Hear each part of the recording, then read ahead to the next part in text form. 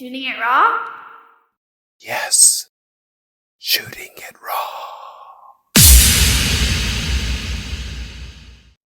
Photography, memories, photography is actually one of my first passion and hobbies. So I'm aging myself. Even in college, I loved photography. I had SLRs, and I spent some of my quality time. I had darkroom. I took a photography class in college, and it was quiet time. It's solace time. It helps reflect myself. And so then when digital cameras arrived, I would take everything with me. So it's a way to capture my memory. I'm not saying I have the best memories, but just even today, Shutterfly sent me. So I'm giving a shout out to Shutterfly, but it gave me a 12 years ago memory, and I was able just to look and reflect. And so I'm really big on reflection, assessment, evolution of where I am. And I think photography allows those moments in time.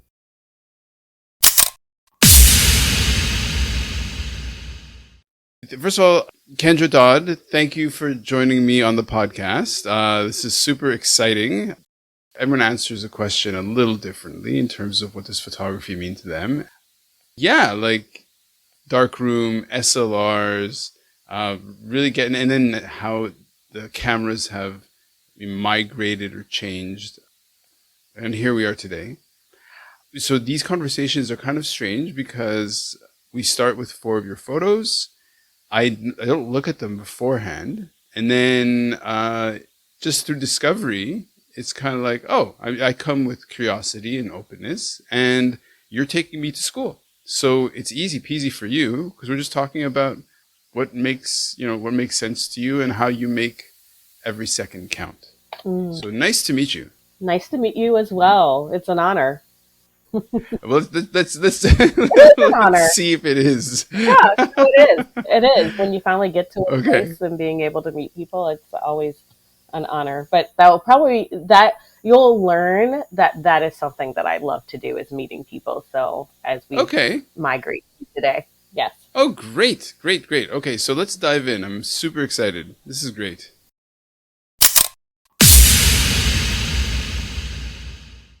Kendra Dodd. Okay, so it's a photo of the 2 copies of the same book on a desk, and it says, My 3-year diary. Yes. The cover is interesting because it looks almost like it's, what's it called, like leather. It's like, it almost looks like this leather-printed, leather-bound book. It's the 2 books are reddish, so there's like this nice sort of color to it. My 3-year diary in this dark sort of burnt, seared kind of imprint onto the leather. It's a really interesting presentation. Are you telling me this is your book? Those are my diaries. So if you look at, I am entering my 4th year journey of writing. So I used to journal every now and then, but I never was dedicated daily. And so daily, this journal, the way it's set up, one page will have year 1 and then year 2, year 3. So today's date is, April 5th.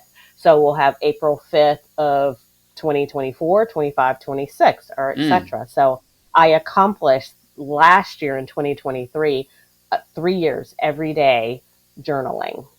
Okay. And it's set up. And so you can look at, so it's really nice. Then you can reflect on the last year and the year prior than that what you were doing during that time.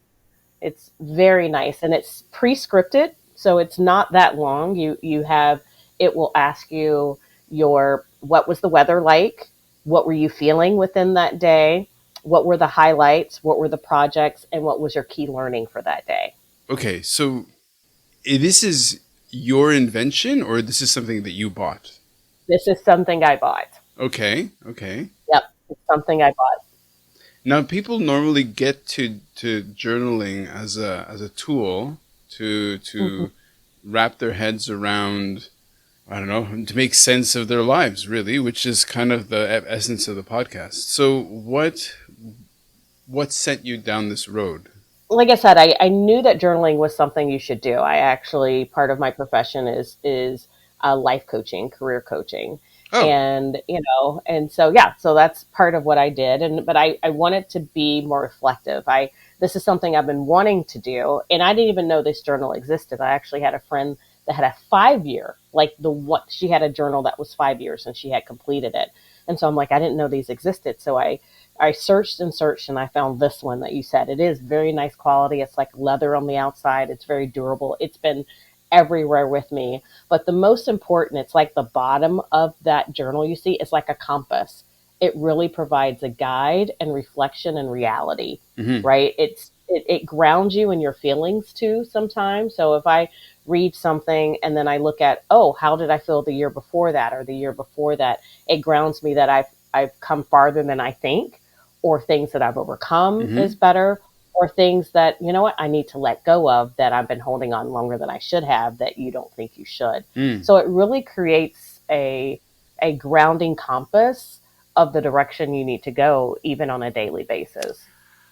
Kendra, you're speaking my language. You're dropping these amazing bombs in terms of, okay, so you're a life coach. You practice this thing of journaling. So what you don't know about me is that for 15 years I was working with a very kind of successful leader, right? One of the co-founders of DHL, so Po Chung, and we really looked at the nature of leadership, the nature of service leadership, like of being connected with others. And so in the coaching that I do and in the consulting that I do, one of the big things that we say is journaling can help you clarify your thinking. So I mean, in your case, it gives you a historical perspective, but it also gives, in Mm-hmm. terms of how we talk about it, is that it gives you a kind of a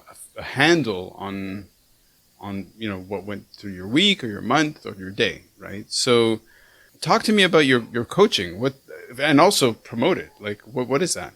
So awesome. Yeah, the name of my company is Fulfilled to Be. Okay. So you can journal, you can fulfill your life to be whatever you want to if you're willing, right? That's kind of the key. And there's tools, there's resources, and you can have aid in that. I think some people can't do that because, one, they may not have experienced that life that they may dream of for it to be reality. So finding to search that, they don't know what their own triggers are and opportunity, but also the reality of that. And so we all need help. No one is an island to themselves. And so getting assistance to that. So some people are hindered because they just don't have the resources to be able to do that. Hmm. And so that is what I try to provide is the reflection, what hinders ourselves, what stops ourselves from being able to be successful, what are those roadblocks we create for ourselves, that imposter syndrome, Hmm. that can occur, and then just finding those short wins to celebrate. And I think that's what even the journaling does is create that reality of I am better. There are things I can do, but also, like you said, assess that guiding light of moving forward. So how did you land in this? So one of the things, okay, so one of the things that, because it's audio and it's a podcast, people hear your Mm-hmm. voice and they kind Uh of, huh. it's a theater of the mind. So they're kind of imagining, Right. what you look like and Right. so you have this Right. brightness, you have this massive smile. You look at you, you're radiating. How did you become you? Oh. Um. You know, painstakingly. No. How I became me. That's a very good question. I never thought of it that way. Like, how did you become you? I think through the awesomeness. This is going to sound really crazy. The awesomeness of the challenges in my life. Hmm. We have challenges in our lives to show the best us and to show direction where we are. And I think some people fall so prey to let our circumstances dictate who we are, but Hmm. our circumstances can mold who we are, but it doesn't define. And I think I haven't had it, super easy, right? I paid my way through college. I paid my way through school. I, navigated, through certain things and some Hmm. other personal challenges, right? Dysfunction But that's when you find your inner self and that courageousness to find Hmm. like, where is my happiness then, right, within myself. And so I think I became me through all of that. And then that is what made me a coach, is that if I can do it, then other people can too. Hmm. And so that is what drives me to do what I do, from motivational, I don't like the concept of motivational speaking, but motivational speaking to coaching, Hmm. to helping others, and trying to create that legacy. That's actually where, fulfill is a word. And to be, right, to become, right, to be, that's actually, it represents the name of my company, represents actually my legacy. My father's name was actually Phil, Hmm. right? So for Phil, Hmm. right? You think of that, Phil, it's a play on words, to be, and that all of my children's names start with the letter B. And Oh. so to them. Oh. So that's just a little bit more of how do we curate it, breaking generational, I would call them strongholds or limits of being better for each generation as well. Hmm. And I think that's very important to think about, not just for ourselves. Because if you have children, how can I be better for myself so my children can be better than Right. I ever was? Yeah. Whew. Wow, it's a lot. Okay. So situate me. Okay, so where are you geographically? You're in the central time zone. I am in Central Time Zone. I am in the United States, and I am in the Midwest. So I'm in the Midwest region. I'm in Minnesota, not far from Canada. What is going on that I have had these authors, these people from Minnesota? What is in, and I've asked this before, like, what's in the water that people from Minnesota are like this? This is There's crazy. probably nothing else to do. It's craziness. Okay, okay, no, amazing. Okay, so I'm just trying to wrap my head around what kind of Right. person you are. That okay, so you're starting the conversation with my 3-year diary. Hmm. This is a photo that you made of Hmm. these two. That was my accomplishment.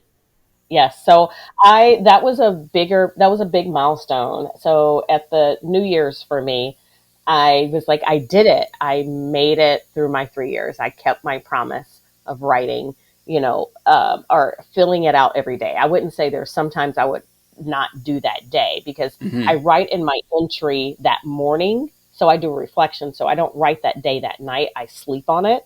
And Yeah. then when I wake up that morning, I'll do it. So there's a few days I might have missed, but I always said I will go back and reflect Hmm. regardless on the day. So it's more of a concept of reflection. So I did it every day, and I'm like, I'm going to do it again. So Nice. like I said, I'm on year 3, and I took a picture of it and I just posted of, I never posted during my 3 years. Hmm. I was like, I'm going to commit to it. I'm not going to, because sometimes you can put it out in the universe too soon. Hmm. Hmm. So let me complete it. But I did put it out and said, hey, I've accomplished this task for myself, and I am going to then do a challenge. I'm putting out in the universe. I'm going to do it again. Wow. So that's what the picture that I took, that I was very proud that I accomplished one of my goals. What? So, what did you study in college, university? What molded your thoughts? I studied human resources, so human resource development, and then I was literally one semester away from minoring in psychology. Okay. And like I said, I paid my way through school, Hmm. and I was not going to go to summer school and pay for that. Let me just walk across the stage and get this done. So I do have a high interest in psychology. And then I was just debating, do I wanted to go into counseling or really go into the field of human resources and development? And so I received my master's in human resources. So I Okay. decided to go that route and work in corporate America for a while.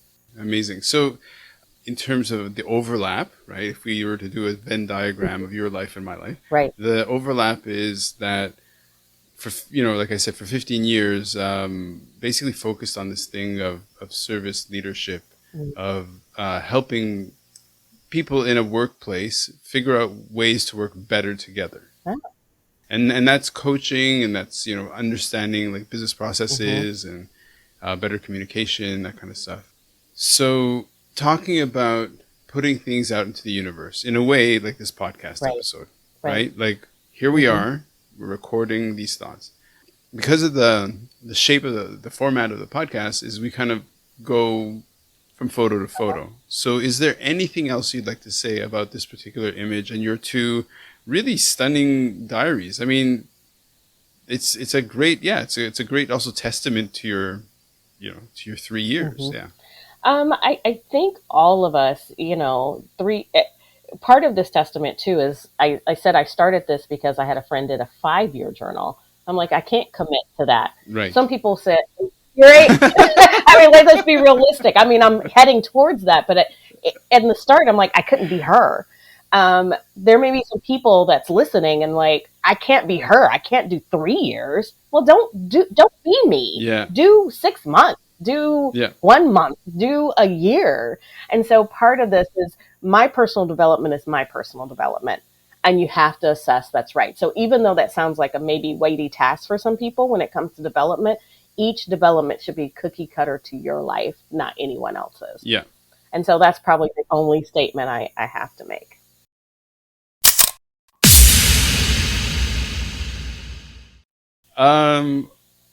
Okay, what am I looking at? Okay.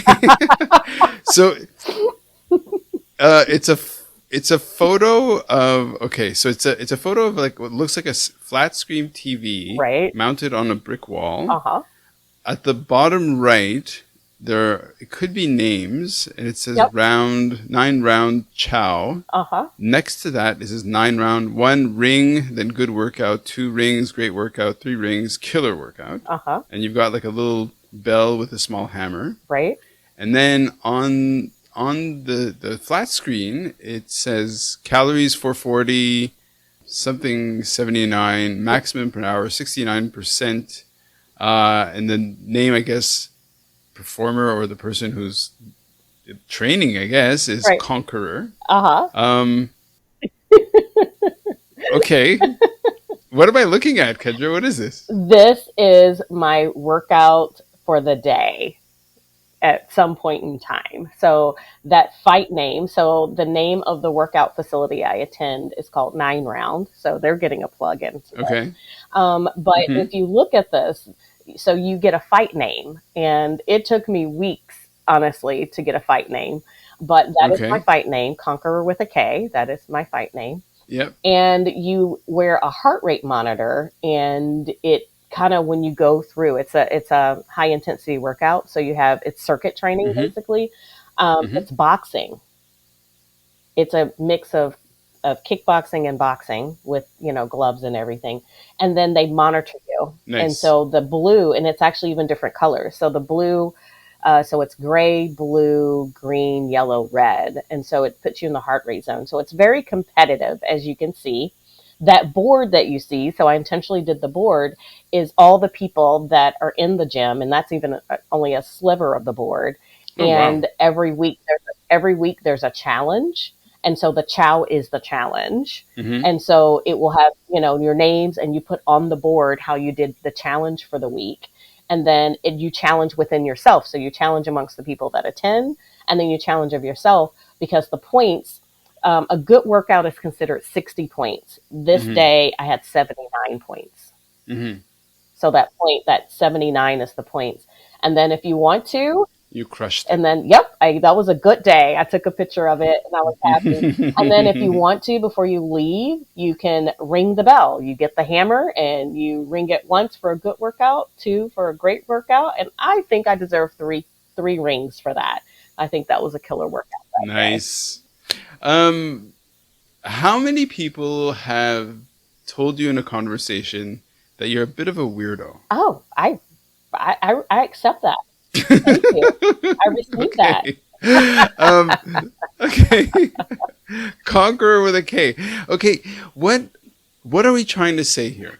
Or what are you trying to say with this, beyond the fact that it's a testament to your killer workout? Right. No, it's not about me. It's a journey, right? It's my wellness journey. Yeah.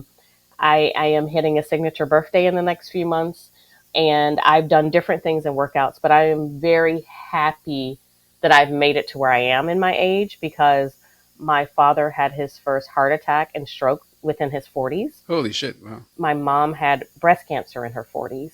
Oh. So to knock on wood, to say that I've made it past that age, Mhm. I'm not where I want to be, but I found also, I've done different workouts, but I'll tell you, I didn't realize how competitive I am. Like when my heart rate monitor isn't working and that screen doesn't show, I get a little mad. Like I'm just happy that I found that thing, Yeah. but all of us needs to figure out a way to be well. And Okay. so this is about my wellness journey, Right. and finding that thing, right? I'm not, you're not going to see me in a Pilates table in those strings. You're not going to, I used to do, I don't know if you've heard of P90X. Yeah. My body Yeah. can't do that anymore. Like that is too intense, or insanity. I've done that before. That's weird. Like that is too much. But within my age and what I can do, there's some people older than me that it's competition against myself. Hmm. And this is, I think I found my love. But you know what, I've gone through that journey. I was really popular. I don't know if you ever heard of Billy Blanks. Have you heard of him? Nope. Back when VHS tapes were in, and he would Hmm. sell his VHS tapes, and it was kind of the same concept. So I'm happy, but all of us, I think, need to find our wellness, right? Right. So the first picture, right, had to do with mental health. This has to do with holistic or physical health. Yep. And so I think all of those are very important when it comes to our well being. Yes. Big yes to that. Okay. So you're a coach. How Hmm. much of your coaching, because this idea of your holistic approach, I mean, definitely something that lands in my world as well in terms of how I connect with clients. So how do you tackle, or how do you bring up this idea of physicality, being in your own body? Mm. Yeah, as a kind of as a anchor or a tether to, I'm throwing in all the analogies and all the whatever metaphors, anchors and tethers. Like, how do you make that real for a client or for a team to sort of say, okay, listen, in order to be a professional, blah blah blah, you need to be in your own body, right? So how do you make that real? It's very interesting. It shows up in different ways. I don't want to stereotype or rationalize or generalize, but I would say most of my clients, not saying all of them, right? But most of my clients end up being women. And I will tell you, here's a little tidbit for me. When I first started, so I've been coaching now for, man, it's been over a decade, about 14 years. Respect. When I started my business plan, I this was very important to me. I actually, and it's now expired. I got certified in personal training. I wanted Oh, to okay. understand the body. Now I didn't keep it up. It's just I wanted to be knowledgeable. I'm someone always Hmm. doing that. But how I do that is it's when people say I don't feel confident, and you pull back the onion. You pull not the onion, but the layer. Right? It is Hmm. stinky sometimes, but you pull back the layer. You pull back the layer. You pull back the layer, and a lot of times it's because maybe I don't feel good or I don't look good or, Hmm. there's something physical that they don't like. It could be in different traits. And so looking at that and how that it can be different, there's different ways. You probably have done the wheel before, right? There's different ways of where you get energy. So I talk Hmm. about energy management. That's very important. And sometimes they don't have the energy is because of the nutrition or the physicality Hmm. of their abilities to sustain. And so it shows up that way. I don't directly ask them. It shows up in different ways. Sometimes I end up with a lot of athletes, actually. Hmm. It was one of my first clients. She was amazing. She was a nurse and she did marathons and she wanted to do her first triathlon Well, okay. and she was being challenged. She didn't know what to do. Her hindrance wasn't her body, but her hindrance was the acceptance of others, right? So Okay. wellness or even the exercise of it has to do with kind of back where we are of what am I willing to do? Mm. So I try to do that little by little. I think that was the kind of theme I had before. But I don't ask them, but it usually comes up in some kind of way because it is part of the whole. Mm. I hope that makes sense. And I think we'll get there. I just want to say, by the way, but okay, so okay, Mhm. ambitious projects that you can't see the end, or that you don't know what the end will be. Like, you kind of say, okay, well, this is putting a line in the sand. From this point Mhm. forward, I'm going in that direction as a Mhm. coach, as a person. So in your case, one example was your journal, right? Your 3 year journal. That's Mhm. something you did for yourself. Two is you have this image of this particular kind of workout that suits your character and suits your personality. Okay. Mhm. Another one, like in terms of in my case, right, with the podcast, when I started it, I was just like, the birth of this podcast was I was in a commercial, in a Sony commercial, because I had given myself a 6.5 year photo challenge. And then that got noticed by Sony, and then they did a commercial about it. And the idea was to make a show with me as the host. And it never got off the ground for various reasons. It's hard to get these things together. And then I thought, okay, I'm just going to do a podcast and see where it ends up. And you happen to be episode number 200. So well done to both of us. Yay! That is awesome. Now here's the question. Okay, enough about me. So Okay. the question is, you're the type of person in who you are and all this stuff that we're very similar. Like you make a line in the sand. Okay, I'm giving myself a goal, like the coaching that you just started to do. And Conqueror isn't an accident. That's the sort of the fight name you have. So for somebody listening who's kind of sitting on an idea or a project or a big, like for example, a big project, like in my case, 350 weeks, 350 week long photo project. So I gave myself Mhm. this challenge, or the same thing with the podcast. And in your case, the journals and then the training. So why don't you riff on this idea of, if you want to grow, you kind of have to put before you an ambitious goal. I think having the goal, I'm going to tell you, like I said, I've gone through cycles of working out.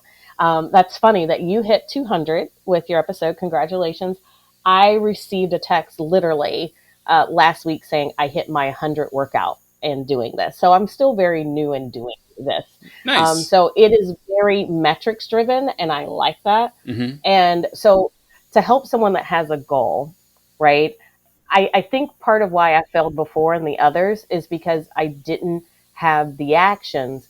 I use the actions to be my overall goal. So my return on investment is my health. My return on investment isn't losing weight. My return on investment, which some people are, I've done the take the pictures or you expire to. Now you're going to laugh like some years and years ago because I've always struggled with my weight. I had Janet Jackson's body and I put my face on it, like all of these things Mm. that doesn't matter anymore as much as doing the action. So my goal for even the working out was I'm going to work out 3 times a week. That's realistic. Mm-hmm. What is a realistic and ambitious? Okay, I'll give myself a bonus and a reward if I do more than 3 a week. Mm-hmm. And I think that became more attainable, that I have been more consistent doing that than saying I'm going to lose 20 pounds or I'm Mm-hmm. going to lose 10 pounds. And I have, but I feel better. I have definition in my arms because part of this is lifting weights that I hadn't had before. So I think when it comes to this journey of this Mecca, if we learned anything, even in this pandemic, we don't control anything. And so sometime doing this outcome that I want to be this, you may not be this, but you may be something better that is that, Okay. right? Something that is the opposite. So it's the process and where you develop, not the end result. And so if you focus on the process, like you said, like you like to have goals and we have goals, let's work on the process. My process each day, let me hit 60. Mm-hmm. That's it. If I have a 79 day, that's great, but I hit 60. So hit very baseline of let me meet here. Okay. Let me just show up. Maybe that's all you do. You know what? I need to start walking. Mm-hmm. Let me put my shoes on.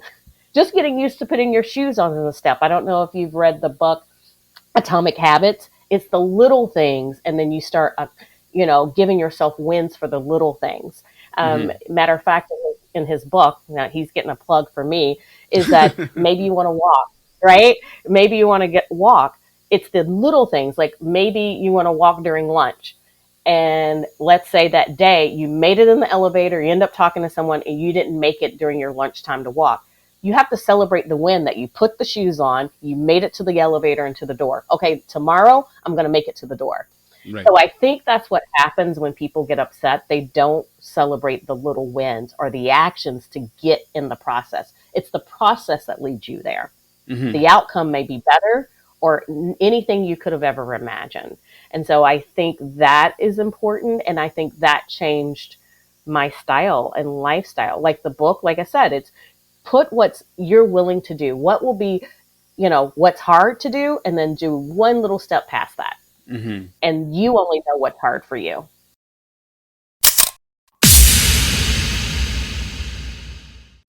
Okay. You called this image awareness, HEIC? Yeah. Okay, so it's there are four women in this. I don't know if it's a fake background or if it's a real background. If you're in a studio of sorts, four of the women are wearing this incredible, bright, beautiful dresses. That's you in the Hmm. middle with a black Yes. dress. On three of the women is balanced a stainless steel or tin sort of metal bowl with fruits and pineapple and banana. It looks Afro-Cuban, if I can make a guess. Please take it away because this is like popping. What a popping photo. Yeah. Isn't it a beautiful photo? Everyone's smiling. Everyone's radiating. Yes, so that is a real photo. That is in a real location. It is not a Wow. studio. Those are real people. You're correct. They're Afro Latino, but they're in Colombia. They're in Cartagena. Okay. And so that's where I was. And these are beautiful women. Those colors are actually the color of Colombia's flag. Yep. So the yellow, the red, and the blue are the colors of Colombia. And so these women are amazing women. I was at a party, and that was my first time visiting. So I went and visited Colombia in September, and then I just got back 2 weeks ago or a week Oh, ago wow. from Colombia. So it's my second visit. And you will see these different ladies in the streets and the fruits in the baskets. They actually, for the first time, it was in season when I went a few weeks ago, that they have these they call them candies, but they're Hmm. fruit. And I don't know if it's fermented and they're different fruits and it's so sweet. And it's like in a Hmm. syrup. They had papayas, they had mangoes, coconut, so delicious. And Mm. so you can go to malls and they'll have different stands with the food and the fruit. And there's just amazing stories. And Mm. I love awareness. I love learning about other cultures. I love learning about people being happy. As you see, they're Yeah. smiling. And Everybody's bright. isn't it? So it's beautiful. I love conversation. So one of the things that was different for me in learning culture is I actually got my hair cut in Colombia. Hmm. And just hearing that story of that store owner, she said she was a electrical engineer and they started 4 years ago. And she was talking about her hair journey because I have curly hair. And if people have curly hair that's listening, it is a real struggle and Hmm. reality of how to navigate through that. And so I went to a curly hair salon Hmm. specialized in curly hair, and she was telling me her journey and how they started with two chairs, and here it is 4 years later, they have 8 stylish chairs Nice. in the salon. So I just love awareness. I love from different places, different ways to have conversation, and this makes me smile, right? And this ability, yeah. So again, just to kind of bring the listener in. Hmm. So it's like the ground is like the floor is tile, so it's inside a building, and the lighting is very. It's like it's cream colored walls a little bit. The four women are wearing these incredible dresses. They're so bright and lively and fun. And of course, the North American from Minnesota is wearing a black dress. It's he has an anchor. It's actually a dark green. It Oh, it is actually is okay. like Okay, a okay, hunter green. Yeah, it's a hunter green and it's a brown belt. So it is a got it. darker color. So yeah, but it's a Got green at least. It's not black. it. No, but it's such a great photo because what it is whoever is making the photograph was able to kind of inspire this honest, bright. So the moment must have been very light. So why don't you connect this notion of awareness, right? Because okay, so the five of you are all super present, clearly. why don't you make a connection of, because you tied it into the to this hair salon, the owner of this hair salon. So as a gift to the listener, Hmm. how do you develop awareness? How do you feed awareness? How do you frame awareness? How do you make that the center of your life? Honestly, living through conflict. Okay. I know that sounds kind of, but when conflict arise or differences arise in my life, I didn't grow up in Minnesota, by the way. Okay. I've been in Minnesota for 12 years. Mm-hmm. I've actually lived in 7 different states across the United States, literally from all the way from the West Coast and the Northwest. I've lived in Washington State and Oregon. I've Mm-hmm. lived in Utah. So if you look at the United States map and you go all the way across to the other end in the East Coast, I've lived up and down the East Coast. Mm-hmm. So North Carolina, South Carolina, Virginia, Georgia, and then different cities. And then living in those different places or looking at things or people, you say something different from a dialect. You're still in the United States, Yep. but you see these differences. Or within my own personal family, my mom is one of 10. I got 28 first cousins, Wow. right? And so when I would go visit them, they would like, "You're different, or you talk different, or you say this different." And those differences make me say, "Am I different?" Or kind of Mm. like what you said, "Has anyone called you a weirdo?" I'm like, "Absolutely," and I'm okay with that, right? Because that's your perception of me and not Mm-hmm. who I think I am. And so that's where the awareness comes from, Right. right? Of those differences, those wherever in the level within your own family or conflict or why can't we get along, I have to start with me. Mm-hmm. And then I have to say, are they assessing me by their experiences or who I am? And Mm. then I have to determine, do I believe that truth or not? I can, when someone thinks of you, you can receive it or you can reject it.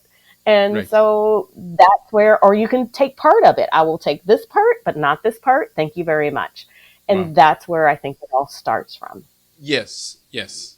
There's this notion that we're shaped really by our wounds, right? We're shaped by conflict. We're shaped by challenges.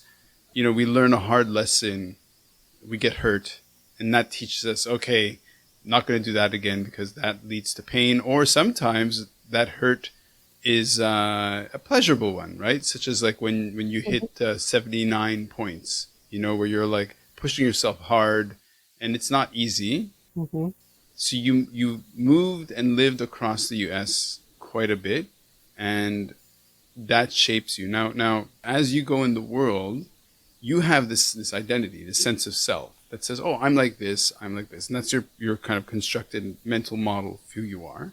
And then somebody turns around and says, "Oh, you're a weirdo. You talk funny," or "Oh, you say weird things." And then all of a sudden, you get feedback from the outside world that says your self perception isn't the same maybe as what other people are seeing.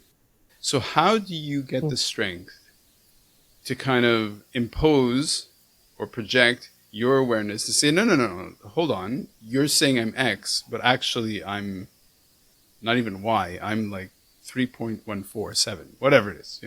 So Right. Uh-huh. how do you get that assertiveness to kind of be who you are? Hmm. Um, Sorry, my questions are a little bizarre.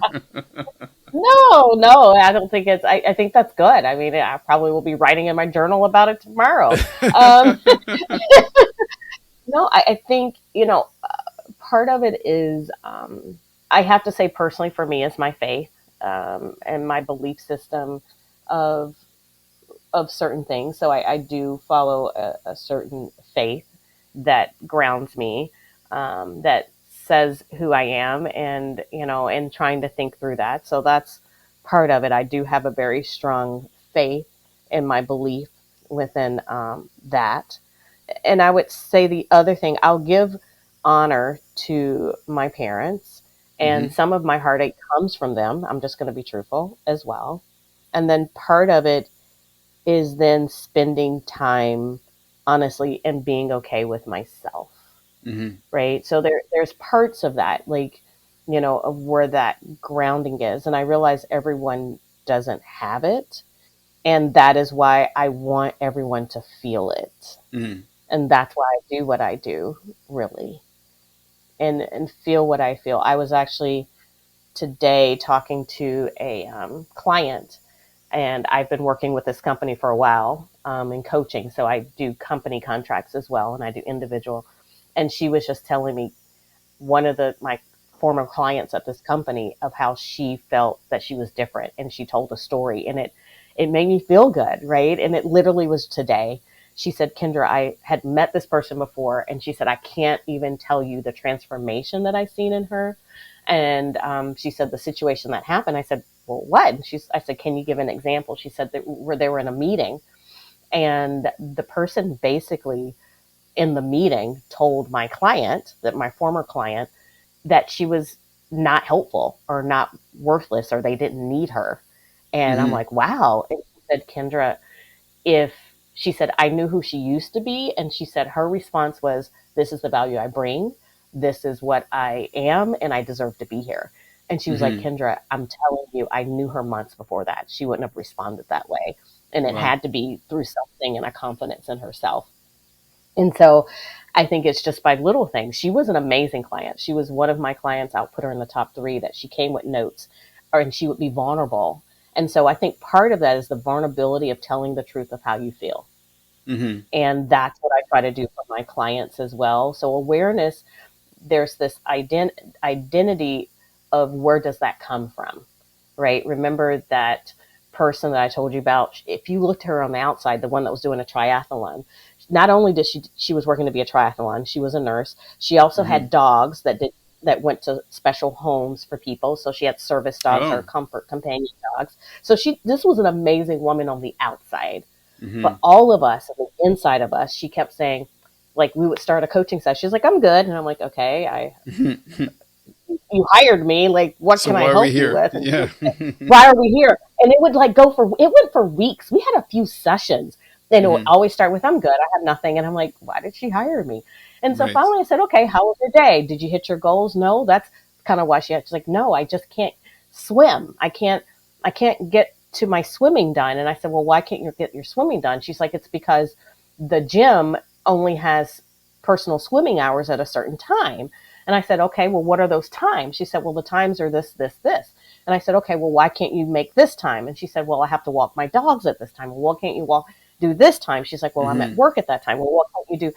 And so we went back to, I said, well, what can you do to change? And so as we continued to talk, we're going through, that was an easy conversation. And she said, well, I can walk the dogs. I said, well, who else can walk the dogs in the morning? She's like, I could Mm-hmm. do early morning. She's like, well, I don't have anybody else. I said, so you don't have anyone else? Well, I could ask you my husband, but I can't do that. And she kept talking. I said, stop. Mm-hmm. Why can't you ask your husband to walk the dogs? She said, because they're my dogs. I said, Mm. okay. Why can't you you didn't answer my question. Why can't you ask your husband to walk your dogs? She said, because they're my dogs. I said, you didn't answer my question. Why can't you Right. ask, well, it's my responsibility and that would be selfish. I said, has he ever told you were selfish with you and the dogs? She said, no. I said, why are you hindering yourself and your ability to ask your husband? And that's awareness. So Mm-hmm. sometimes we can't do it on our own. This is someone that was Mm-hmm. very strong mentally, that used to helping others, but she didn't know how to ask for help herself, Right. right? So sometimes this awareness, we need help that we don't know. Even the strongest people need help. And Yep. I think sometime in that awareness, we need to ask for help. And that's what coaching does. If people don't even know, like, what does a coach do? That's different. That's Right. an example of what a coach does. Woo, what a trip. Okay. You took us on a nice ride there. That was great. So as you're saying this, I am aware and looking at this photo of the five of you. Looking, it's so Mm-hmm. bright, so alive, so great. Mm-hmm. And now I think, I mean, somehow we have to jump from this to the next photo, and I'm really curious to see where Right. you're taking us.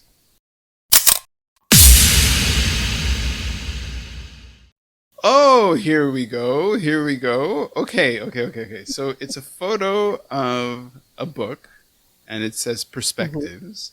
And on Mm-hmm.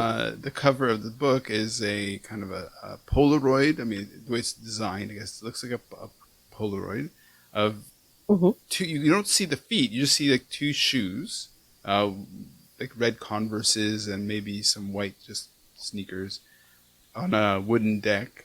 And it says, building meaningful connections by learning 4 steps to courageously speak up by Kendra Q Dodd. And the book is on like a towel, which could be on a sofa of sorts. There's a photo. There's like somebody's phone there. It's a photo of your book. Hallelujah! So Yeah. there's a question there. You answer whatever question you think is in there. I don't know what question it could be. Like, you wrote a book? Yeah, I wrote a book. uh, you know, why would it be on a towel with a phone? Because I think sometime so yes, I wrote a book. I reflect on it myself, right? It's a tool. How I ended up, what made me finally write it isn't all the reasons of what I did, but it's what I wanted it to be.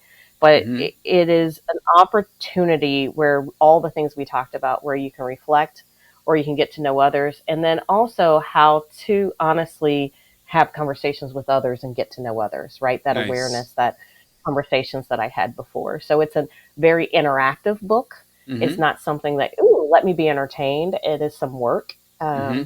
I've had some professional evaluations that are like, for someone that wants to be entertained. So it's something that you can do leisurely. Hmm. And so that's why I'll take it with me. I was like, okay, let me sit. I'll even use it myself. I know I know one person that they keep it on their desk, and because it has a 4 step process of, okay, I'm in customer service. Let me pick up the book Right.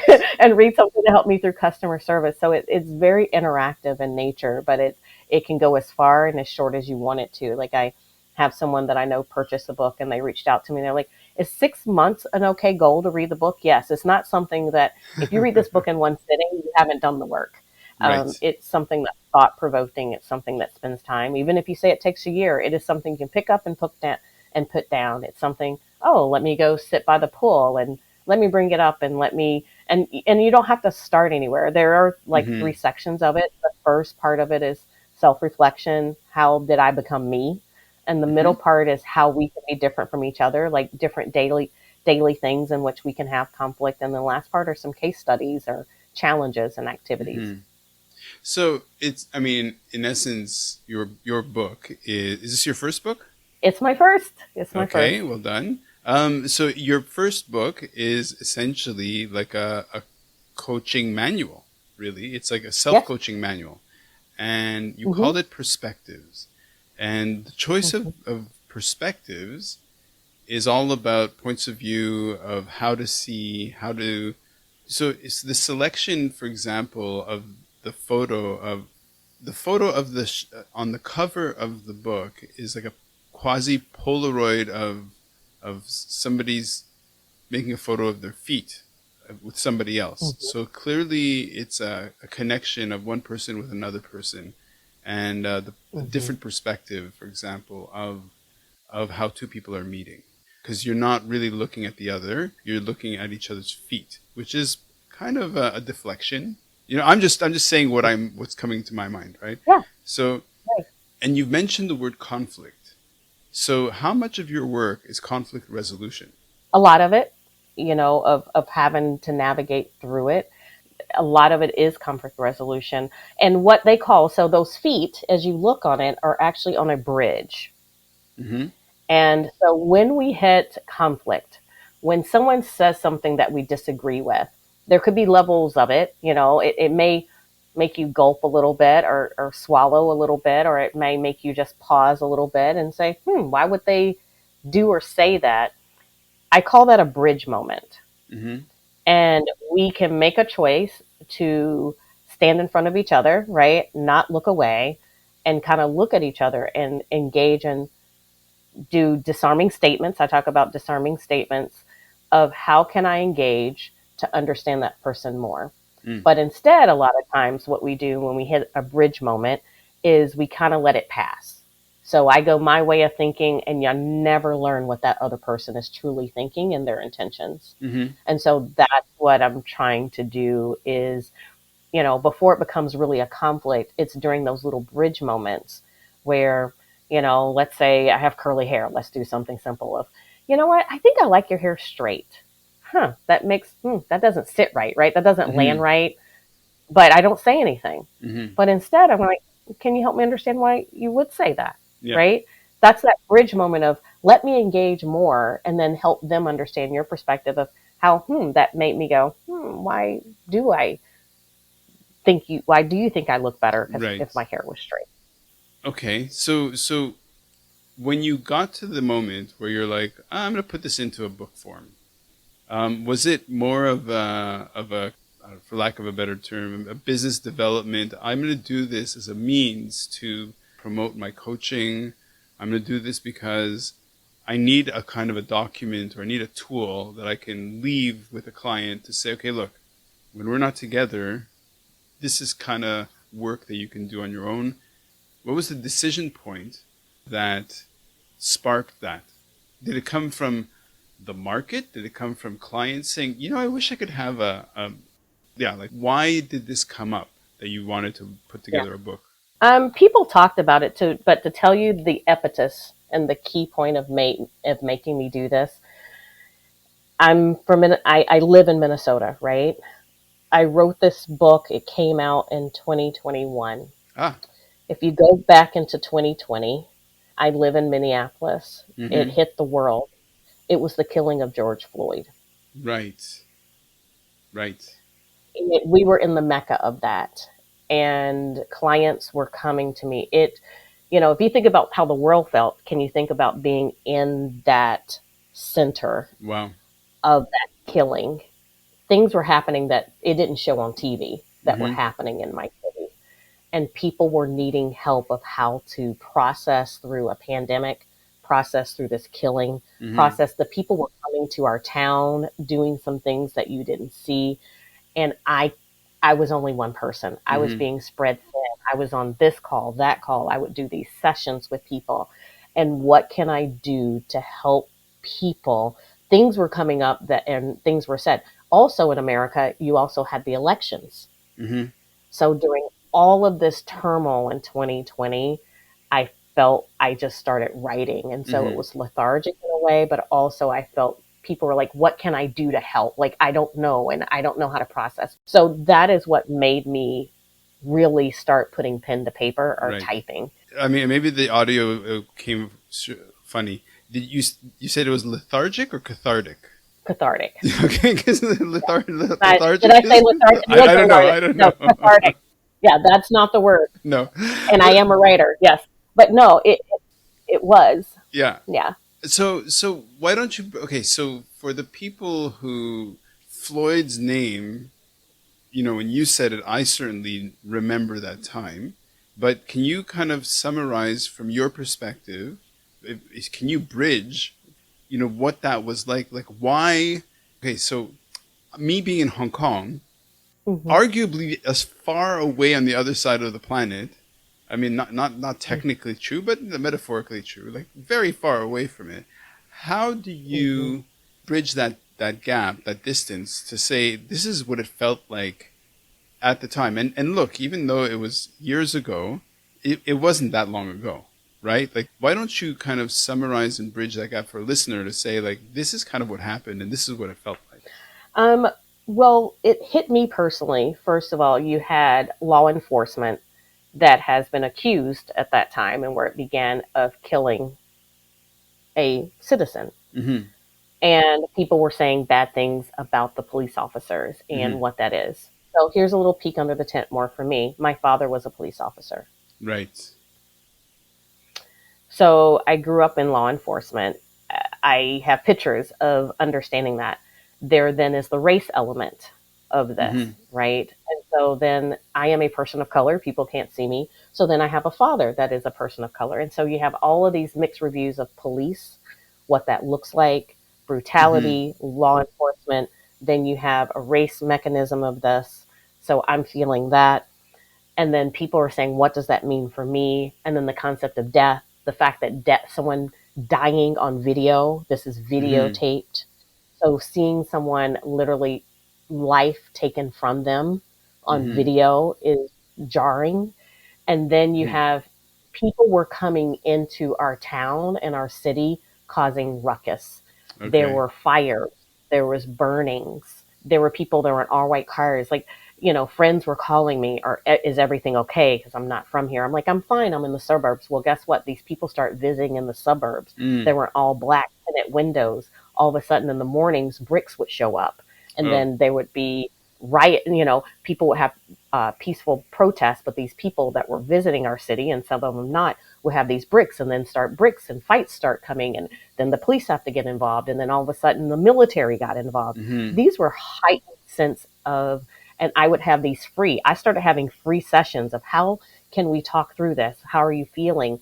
And then you would have then conflict within people of the same races that would have. Mm-hmm. Then you'll have people that were from immigrant backgrounds disagreeing with people with non-immigrant. It just became chaos of fear. Mm-hmm. And some of this fear had to do with many things that they didn't deal with that then built up became a perspective Mm-hmm. that was maybe false Yeah. or a stereotype. And how can I lessen this? Mm-hmm. And it only starts in the day to day. It starts in how do we cross over to each other. And it was very intense at that time because there was this fear of, am I safe? Mm-hmm. This perceptions, and then like I said, it continued to grow. So every time I started to write and our research, I did a lot of research too within this book. This wasn't just a fiction. This was Mm-hmm. let me research and understand, why are there differences, why are there conflict, why are people saying this thing, why all of a sudden if there's an issue from people of descendants of slaves, from immigrants that are within the same race. Right. I didn't understand, or the concept of women or men and places, and people were seeking me for professional help to navigate through these conflicts within the workplaces. It seeped over greatly than normal Mm-hmm. because the heightened sense of fear, the heightened sense of emotion was overflowing for people, Right. especially in this area or overall. Whew. Kendra, Perspectives is the book. People can get it. Thank you for giving us, or giving me, the perspective of what that experience, what that time was like, and yeah, for putting that into the universe, right? Putting it out there in terms of how to get a handle, get a kind of get come to grips with this difficult, experiences. And I'm kind of maybe wrestling a little bit with the words, because what you've said is so heavy, and somehow we've already been talking for an hour. Somehow we Hmm. have to. So clearly, for me, I want to motivate a listener to check out, well, to pick up Perspectives as a self coaching manual, for sure, with the link in the description and all that stuff. But how about I leave it to you? The the mission of the podcast is that, life is a gift, that we have to make every second count. So Yes. coach us through, take us to school and coach us through there. I do believe that every life is a gift, which goes back to everything we talked about, from your wellness, physical, right? And how do we do that gift that I do look at? I'm hitting a milestone birthday of what that looks like for me, that I, knock on wood, I didn't have to fight through cancer like my mom, or, a stroke like my father by the time I'm reaching this age. So that's a milestone. But for that individual in that life is a gift, I think just spending a little bit of time each morning to process, I believe in the three things you're grateful for and the three things that you're hopeful for today. And then having an affirmation of that is something that is very important. That's just the start. And if you can't think of three things, just to think that I woke up this morning is enough to be grateful. Or think of your body parts, that I can write this, that I'm grateful. But the gratitude really plays a lot into this of where you are. So three things you're grateful for, three things you're hopeful for within the day, and what do you affirm about yourself that no one can tell you differently. And I think that will help you set the stage for the day. And if you hit a bad point in the day, go back to square one of those three things, those 331 that I talked about. Kendra Q Dodd, thank you so much. This has Yeah, been really thank great. you. You are so bright. You are so great. Thank you. Thank you. I've enjoyed this so much. Thank you for letting me share. My pleasure. My pleasure. Shooting it raw? Yes. Shooting it raw.